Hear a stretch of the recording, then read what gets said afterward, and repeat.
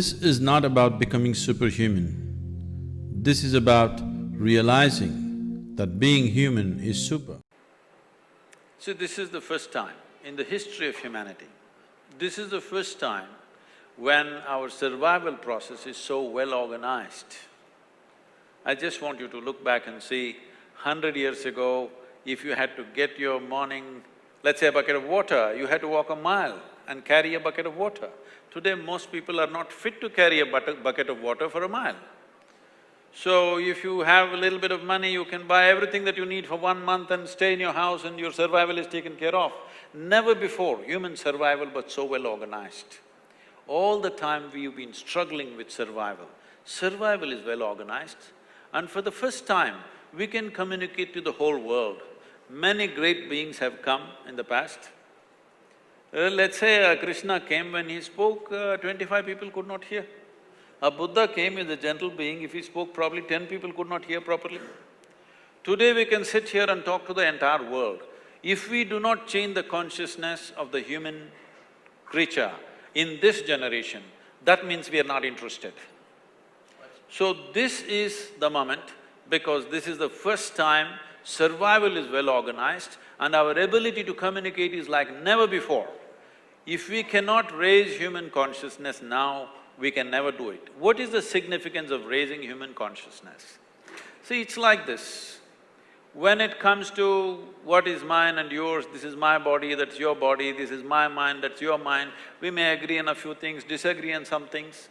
But what consciousness means is a dimension within us which is not determined by the boundaries of our memory. Our body is a boundary of memory, our mind is a boundary of memory.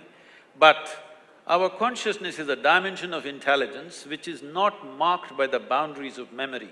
Unless people touch this dimension, you can talk about unity, you can talk about togetherness as much as you want as principles and values, but never will it work unless human beings experience that sense of unity.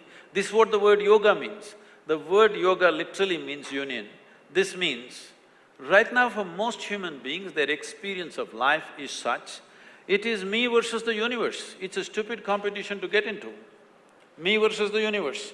No wonder always they're anxious, fearful, struggling, simply because it is an individual versus the universal. Yoga means to consciously obliterate the boundaries of your individuality. If you don't do this, you will never come to ease in your life. Forget about well-being, forget about blissfulness, forget about ecstatic states, you will not even come to total ease. I don't want to throw a challenge at you, but it is really something everybody has to check out. How many people can sit in one place with absolute ease, without any sense of any kind of stress upon them, simply by themselves, not with anybody else, just by themselves? I'm telling you, over 95% of the people cannot sit in ease in any given place, because it's always this little boundary of an individual and the universal. So raising of consciousness this means that human being comes to ease. Only when you come to ease, you are not in a fighting mode. This fighting mode has to go. Survival for the fittest is over. Now survival is available for all of us. This is the time to put down your fighting mode and see how to do something else. Every one of you, wherever you are, whatever you're doing in your life, you must come to your fullest capability. This is the time.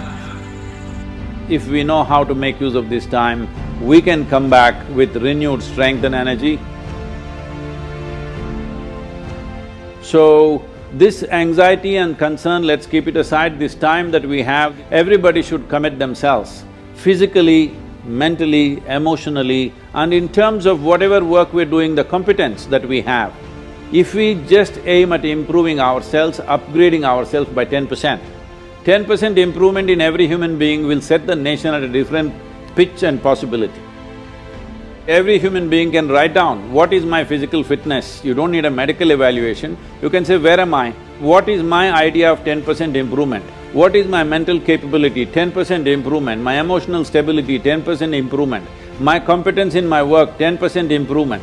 If everybody, according to their own standards, If they strive for this, we will have a different nation going.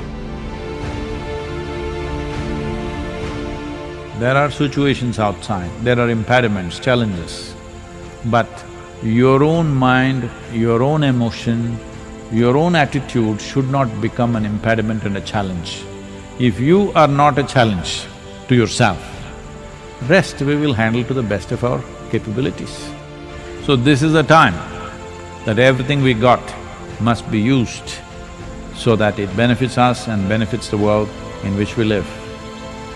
These are challenging times.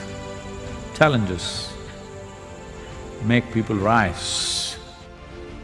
So, this is a time when physical work and intellectual work, everything that is memory-based, data-based, is going to be done by a machine.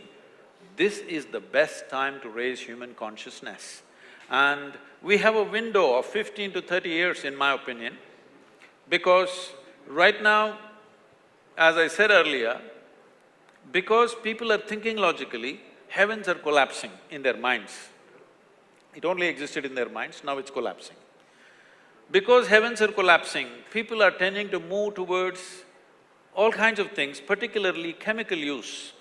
If you want to be healthful, there is a chemical. If you want to be peaceful, there is a chemical. If you want to be joyful, there is a chemical. If you want to be blissful, there is a chemical. If you want to be ecstatic, of course, there is ecstasy. So, people are moving towards chemicals. Just leave the rest of the world. In India alone, in the last 25 years, the consumption of alcohol has gone up at least 10,000%. Yes or no? It has. So, this is not a moral issue for me. What I'm saying is, once 90% of humanity goes on chemicals to keep their well-being, after that you can't talk to them. And the next generation that you produce will be less than yourself.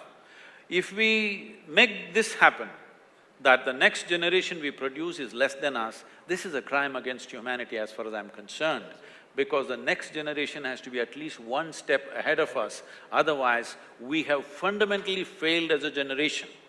So this is our time on the planet. We have the highest level of comfort and convenience that any generation has ever known. Are we also going to be the greatest generation ever? This is the question before all of us. And we have the necessary means and technologies and capabilities to make this happen. The question is only, do we have the courage and commitment to walk this distance? That's what I'm trying to invigorate the world to.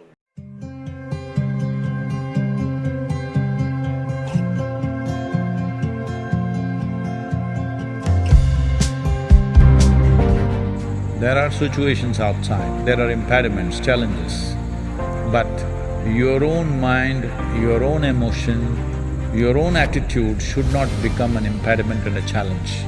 If you are not a challenge to yourself, rest we will handle to the best of our capabilities.